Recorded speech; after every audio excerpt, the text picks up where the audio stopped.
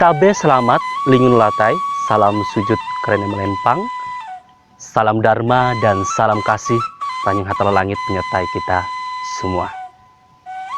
Hari ini di YouTube channel Aprianto, saya ingin menyampaikan salah satu ajaran yang ada di dalam kitab suci Penaturan, yaitu tentang makna jalan hadat atau jujuran dalam sebuah perkawinan, yang tertuang di pasal 30 tentang Nyai Endas Bulauli Sentingang Matuh Kebeluman Belum. Saudara-saudariku, perkawinan merupakan sebuah ikatan lahir dan batin antara seorang laki-laki dan perempuan sebagai suami istri yang membentuk rumah tangga yang baru, yang bahagia, yang tentunya berdasarkan ketuhanan yang Maha Esa. Kemudian di dalam keharingan, perkawinan itu diatur di dalam pelek rujin pengawin. Apa itu pelek rujin pengawin? Yaitu tata cara pelaksanaan yang harus dilalui dengan berbagai macam ritual, baik pada saat pelaksanaan perkawinan maupun setelah pelaksanaan perkawinan itu sendiri. Di dalam perkawinan, kita mengenal adanya istilah jalan hadat, atau secara umumnya orang mengenal adalah jujuran. Jalan hadat ini merupakan sebuah hak dan kewajiban yang harus dipenuhi oleh mempelai laki-laki untuk diberikan kepada mempelai perempuan dan keluarganya, di mana besaran dari jalan hadat ataupun jujuran ini disesuaikan dengan aturan yang berlaku atau tradisi yang ada di keluarga mempelai perempuan. Kemudian di dalam keharingan, saudara-saudariku, jalan hadat jujuran ini yang melatar belakangi muncul adalah adanya sebuah peristiwa di alam atas sana, di mana sebelum daripada Ranying Hatala Langit menurunkan Raja Bunu sekeluarga ke Patadanum Kalunen, atau menurunkan umat manusia ke bumi, maka pada saat itu telah terjadi perkawinan yang disebut dengan Pelek Indus Ngumang, yaitu perkawinan daripada Nyai Endas Bulauli Sentingang dan Raja Garing Hatungku. Di mana kita ketahui, saudara-saudariku, di dalam pasal 30, di mana diceritakan bahwa Nyai Endas Bulauli Sentingang ini adalah anak dari Raja Tanta Ulang Bulau yang memiliki paras yang sangat cantik. Kecantikan dari Nyai Endas Bulauli Sentingang ini tentu menjadi rebutan para laki-laki pada saat itu. Ada banyak laki-laki yang berkunjung ke kediaman Nyai Endas Bulauli Sentingang, namun tidak ada satu orang pun yang mampu memenuhi persyaratan dari pelaku yang ia minta.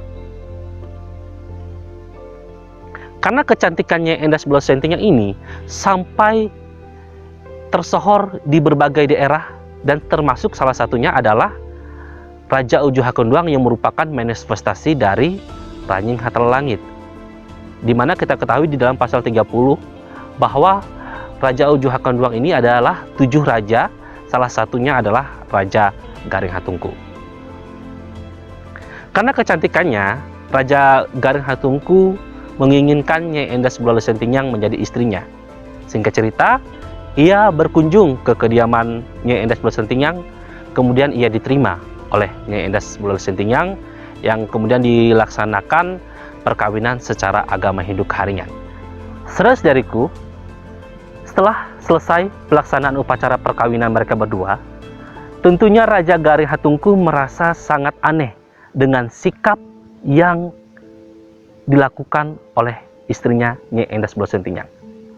Sikap Nyai Endas Bulauli Sentingang pada saat itu adalah merasa tidak suka dengan Raja Garing Hatungku. Lalu pada saat itu Raja Garing Hatungku bertanya kepada istrinya, "Kenapa kok sikap kamu berubah seperti ini?"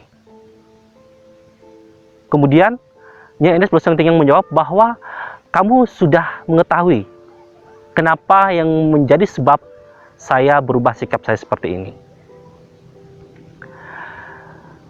Tentunya Raja Gareng Hatungku pada saat itu menyadari bahwa sikap yang menjadi perubahan dari Nyai Endas Bulo Sentingyang itu dikarenakan karena ia masih belum memenuhi persyaratan yang diminta oleh Nyai Endas Bulo Sentingyang. Ada dua benda yang diminta oleh Nyai Endas Bulo Sentingyang sebagai kelebihan dari pelaku yang ia minta. Yang pertama adalah pelaku yang dia minta adalah bernama Bulau Pelandang Tanjung Anjung Rabia Pahalingai Luwuk, yaitu peti mati. Luar biasa, saudara-saudariku. Tentunya secara logika, kalau kita berpikir, tentu tidaklah hal yang wajar jika dalam sebuah perkawinan, sebuah pelaku dalam sebuah perkawinan itu adalah yang ia minta adalah sebuah peti mati. Lalu yang kedua yang ia minta, saudara-saudariku, adalah Bukit Lembayung Nyahu, yaitu dalam bahasa Indonesianya diartikan sebagai sandung ataupun pambak yang mana tempat ditaruhnya tulang belulang manusia ketika selesai pelaksanaan upacara tiwah. Saudara-saudariku yang saya kasihi, dua pelaku yang Nyai Endas Bulo Sentingyang minta itu tadi tentu memiliki makna yang sangat dalam untuk kehidupan umat manusia.